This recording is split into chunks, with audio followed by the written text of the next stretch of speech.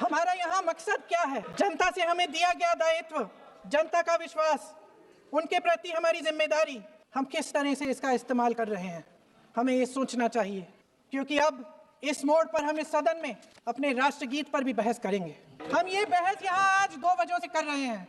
पहला कि बंगाल का चुनाव आ रहा है, हमारे प्रधानमंत्री अपनी भूमिका निभाना चाहते हैं उसमें। और दूसरी वजह ये है, ये मकसद है, पुरानी मकसद इनकी अध्यक्ष महोदय, कि जिन्होंने स्वतंत्रता की लड़ाई लड़ी, जिन्होंने देश के लिए बड़ी बड़ी कुर्बानियां दी, उन पर सरकार नए आरोप लादने का मौका चाहती है।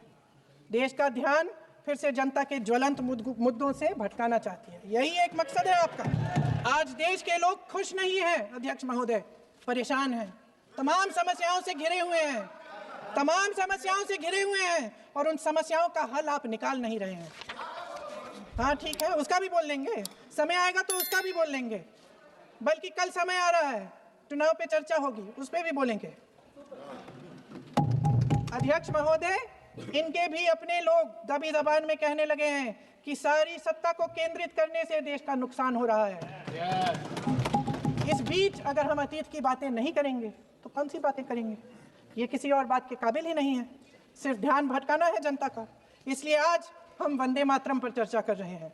वंदे मातरम देश के कण कण में जीवित है, इस पर बहस नहीं हो सकती।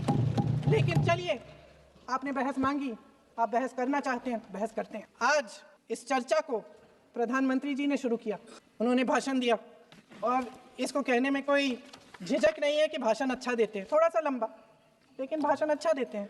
सर, भाषण बहुत अच्छा देते हैं, लेकिन तथ्यों के मामले में कमजोर पड़ जाते हैं। इसमें भी एक कला होती है कि तथ्यों को किस तरह से जनता के सामने रखा जाए। मैं तो नहीं हूं, जनता की प्रतिनिधि हूं, कलाकार तो नहीं हूं।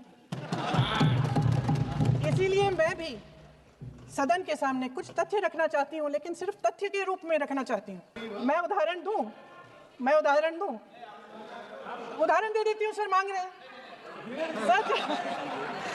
सर, वंदे मातरम के बारे में, वंदे मातरम की जो सालगिरह पे आपने एक बड़ा कार्यक्रम आयोजित किया था, उसमें प्रधानमंत्री जी ने भाषण दिया।